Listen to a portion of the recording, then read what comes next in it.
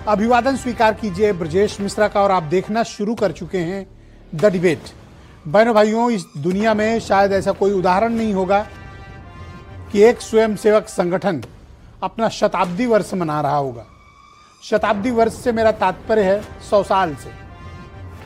इस देश का स्वयंसेवक संगठन है राष्ट्रीय स्वयंसेवक संघ RSS।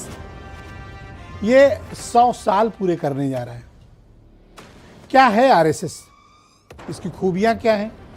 इसका पक्ष क्या है? इसका विपक्ष क्या है? इनका तर्क क्या है? इनके कुतर्क क्या हैं? इनकी सफलताएं क्या हैं? इन पर प्रतिबंध क्या हैं? और क्या है RSS? और इन दिनों कुछ ज़्यादा ही चर्चा में है, तो उसके कारण क्या हैं? आज सभी पहलुओं पर RSS की हम एक गंभीर चिंतन करने वाले हैं। बहनों भाइयों, आप सबको मैं विजयादशमी की बहुत बधाई और शुभकामनाएं प्रेषित करता हूं और आज की इस डिबेट को हम आगे बढ़ाते हैं। बहनों भाइयों, राष्ट्रीय स्वयंसेवक संघ अपना 100 वर्ष का कार्यकाल पूर्ण कर चुका है। 1925 में जब डॉक्टर हेडगेवार ने इसकी स्थापना की थी, तो शायद उन्होंने सपना तो जरूर देखा था, लेकिन 100 सालों में राष्ट्रीय स्वयंसेवक संघ प्रगति के इस सोपान पर यहाँ तक पहुँचेगा, शायद उनको भी इस बात का इल्हाम नहीं रहा होगा। बहुत वक्त लगा, 2 साल, 10 साल, 20 साल, 50 साल, 70 साल, 90 साल, 100 साल। बहनों भाइयों, बहुत से ऐसे स्वयंसेवक हैं या बहुत से ऐसे लोग हैं जिनकी पीढ़ियां खप गईं, जिनका जीवन खप गया, जिन्होंने इस संगठन के लिए अपना सब कुछ कुर्बान कर दिया, सब कुछ खत्म कर लिया, एक विचारधारा की खातिर, एक सोच की खातिर। तो क्या है RSS और भारत की मूल संस्कृति में ये इतना रचबस कैसे गया? बहुत से लोग हैं जो RSS से बहुत प्रेम करते हैं और ऐसे लोगों की भी तादाद बहुत ज़्यादा है जो RSS से चिढ़ते हैं, नफरत करते हैं। बहुत से लोग घृणा भी रखते हैं। लेकिन RSS इस देश का एक ऐसा सामाजिक फैक्टर निकल कर सामने आया है जिसे आप इग्नोर नहीं कर सकते। तो ऐसा क्या है किसी संघ में कि लोगों ने अपना पूरा जीवन दे दिया है और दे रहे हैं? नई पीढ़ी भी उतनी तेजी से आकर्षित हो रही। तो कुछ तो बात होगी RSS में। जो राजनीतिक रूप से, सामाजिक रूप से RSS के पक्ष में नहीं है, वो उसमें तमाम आलोचनाएं तलाशते हैं, तमाम गलतियां तलाशते हैं और देश के खिलाफ न किए गए कामों को लेकर आलोचना भी करते हैं। लेकिन बहुत से ऐसे लोग हैं जो RSS को सर्वोच्च मानते हैं, RSS की उस विचारधारा को सर्वोच्च मानते हैं। तो RSS का जन्म किस लिए हुआ? RSS क्यों बना? बहनों भाइयों, हिंदू संस्कृति की रक्षा करना, हिंदू धर्म की रक्षा करना, हिंदू विचारों की रक्षा करना और एक परम वैभवशाली भारत हिंदू राष्ट्र की परिकल्पना के लिए इन 4 पहलुओं पर RSS का निर्माण हुआ। और ये 4 विचार हैं जिनको RSS ने अपने जन्म काल से लेकर अब तक नहीं छोड़ा है। यानी अपनी मूल विचारधारा से RSS न तो कभी डिगी है, न उसने कोई परिवर्तन किया है। हाँ, वक्त के साथ लचीलापन रखा, सब्र किया, और सब्र 10-20 सालों का नहीं, 100 सालों का, जिसमें हजारों लाखों लोगों की कुर्बानियां शामिल हैं। और उस सब्र का नतीजा है कि आज वर्तमान परिस्थिति में 100 साल का जब आप आकलन करते हैं तो RSS अपने चरमोत्कर्ष पे है। आज राष्ट्रपति उनके हैं, आज प्रधानमंत्री उनके हैं, 18 से ज्यादा राज्यों में मुख्यमंत्री उनके हैं, सभी राज्यों में गवर्नर उनके हैं, वाइस चांसलर्स उनके हैं, मिनिस्टर्स उनके हैं।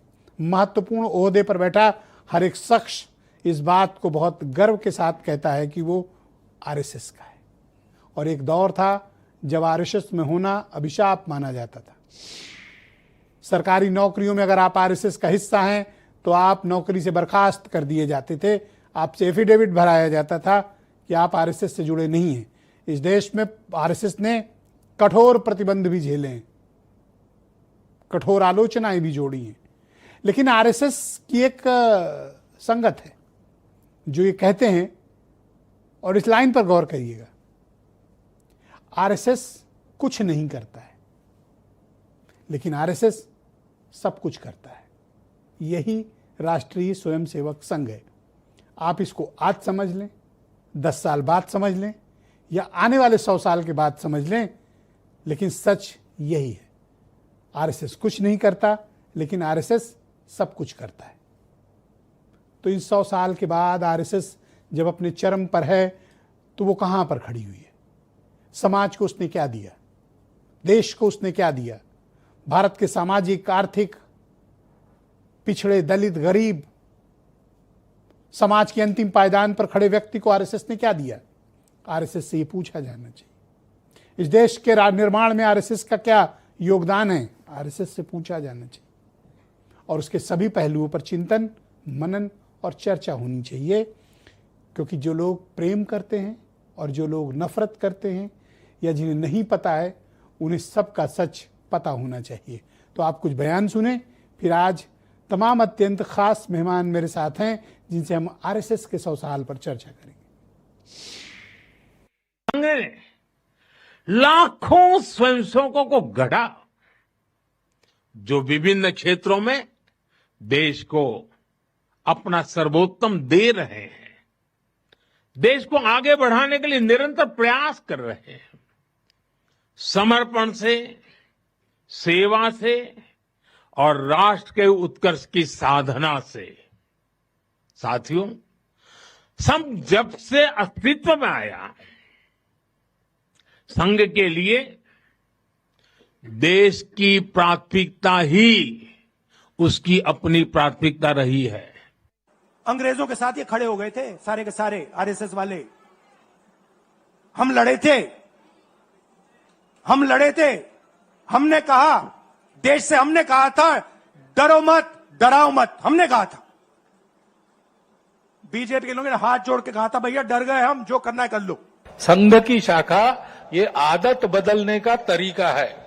100 वर्षों में इसीलिए सब प्रकार की परिस्थिति आई, संघ को लालच भी दिखा दी, संघ को राजनीति में आने का आमंत्रण भी मिला, लेकिन संघ ने वो सब नहीं किया।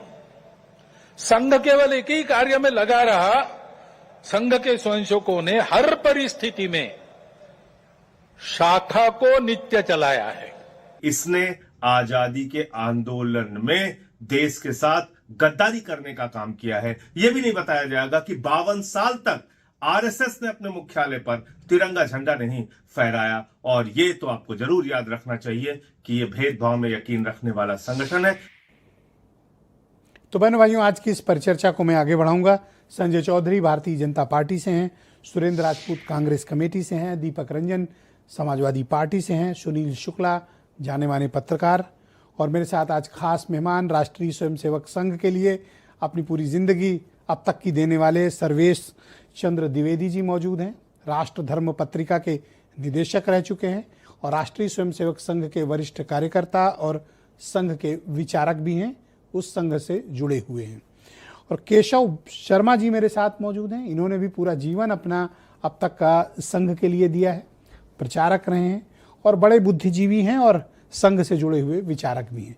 मैं आप सबका आभार प्रकट करता हूं और धन्यवाद देता हूं कि इस गंभीर चिंतन में आप सब सम्मिलित